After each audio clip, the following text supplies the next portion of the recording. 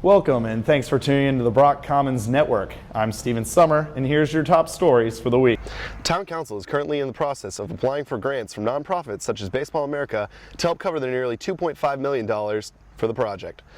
The overhaul is slated for 3 to 4 years, but as the saying goes, if you build it, they will come. From Farmville, Virginia, I'm Stephen Sommer.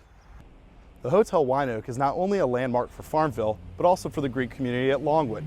Since the early 2000s, the Sisters of Kappa Delta, Delta Zeta, and Alpha Sigma Alpha sorority have lived in the Winoak. But with a new owner pending, it is uncertain whether or not the tradition will continue. Located on Main Street in between Greenfront Furniture and the Riverside Cafe lies the Motley Emporium. Now, while it may not look like much, this diamond in the rough brings a lot to the Farmville community. We're here at Lancer Park's newest construction site, and in the trailers behind me at approximately 7:45 last Saturday, April 6th, a homicide took place. Just a few short days ago in these very trailers, Mechanicsville native John J. Robles was shot dead. Daryl N. Elmore of Hurt, Virginia is currently behind bars without bond on charges of voluntary manslaughter and possession of a firearm by a convicted felon. Students of Longwood's campus did not receive notification until 10:16 p.m. Saturday night via email. Some students were upset by the delay, but Police Chief Bob Beach ensured that the police force followed the standard procedures. First of all, I have said repeatedly, I constantly tell people, we will never set that alert off. We'll test it once or maybe twice a semester, and we'll always announce that. But when that alert system goes off, it'll go off because there is a imminent, verifiable threat to the campus at that moment, okay, and the moments that follow. Elmore's case is still under investigation, but Beach ensured that the school does look into criminal records before hiring personnel. We have a policy, the university has a policy. I meet with all contractors prior to them coming to campus, and I give them what's expected as far as safety and security of the campus. Of course, they have their own rules for safety and security on the job site, but for safety and security on the campus, there's a memorandum I give them which talks about the fact that they must make sure that they have quality people, if you will, working for them. A court date for Elmore is still yet to be set. This past weekend, Longwood University lost a member of the Lancer community. On Sunday evening, Paige Epps, computer operator manager of Information Technology Services, passed away in Rice, Virginia. Epps had worked in Longwood's IT department since 1998. Epps' funeral took place yesterday at Puckett Funeral Home in Farmville, Virginia. Wednesday, April 10th at 11 p.m., Longwood University officially revealed their new men's head basketball coach, Jason G. G comes to Longwood from Cleveland State University, which during his tenure made 3 NIT berths, 1 NCAA tournament berth, and produced current Miami Heat point guard Norris Cole. G promised to bring a championship to Farmville, citing grit and tough defense as the path to get to that level of success. We're going to play a defense, and that's what I'm about. I'm about pressure and making you feel uncomfortable. And I think it's important that we develop this mindset. I told our student athletes that visualize this.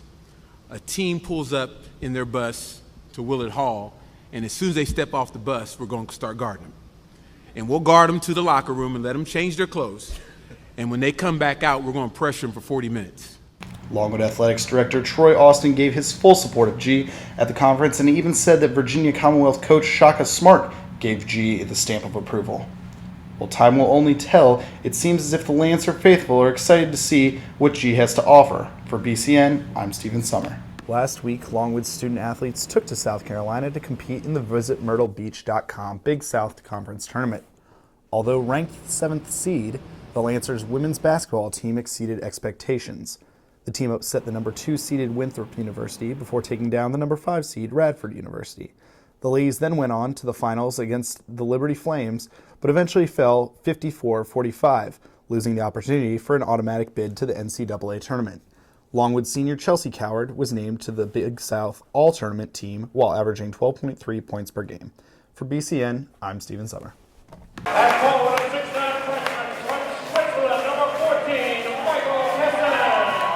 Odds are, even if you're a Longwood Lancers basketball fanatic, you probably didn't know much about forward Michael Kessens coming into the season.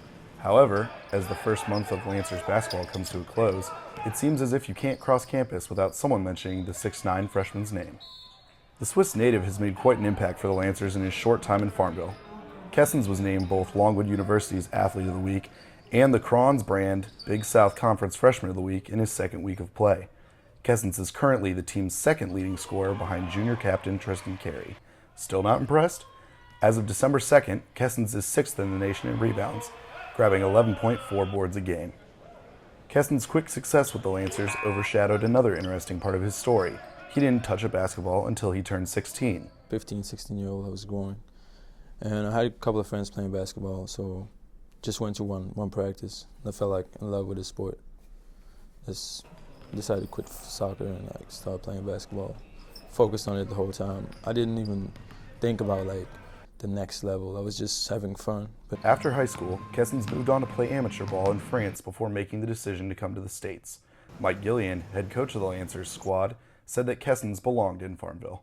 If you will, and it became evident to me right away in talking to Mike and about his desires and what he wanted out of his future, basketball future, academic future, personal future, that he'd be a good fit. And then it became convincing him that this was going to be a good fit for him. And as time went along, that worked itself out on both sides. So far, it seems that both the athletics staff and Lancer faithful are pleased with Kessens' performance. However, Tim Fudd, assistant coach and forwards expert, believes that it is only the beginning of his legacy at Longwood. A freshman, he comes here with a little bit more experience, and you can see that his game is a little bit more refined. His skill set is a little bit more advanced than some of the other guys.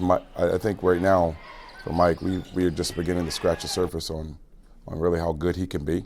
Being a freshman this season, the Lancers' newest addition has 3 more seasons of eligibility with the team. With the hot start Kessens has seen, the future looks bright for the Lancers' big man. For the Big South Network, I'm Stephen Sommer. Ashley.